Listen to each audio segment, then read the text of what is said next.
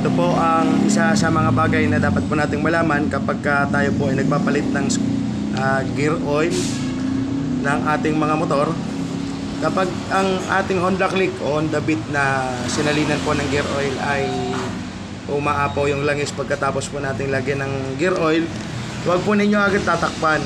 Ang ibig lang po sabihin niyan, sobra po ang laman na nailagay natin. Kaya normal po sa kanya na umapaw. Ngayon yung iba ay nangihinayang, kaya tinatakpan agad yung filler cap ng kanilang gear oil.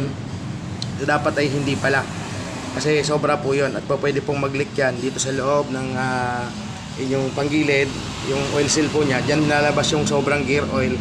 Kaya mas makabubuti na sundin po yung nakasulat sa manual. Kagaya po nito, hindi po natin dapat takpan kapag may tumutulo pa na gear oil.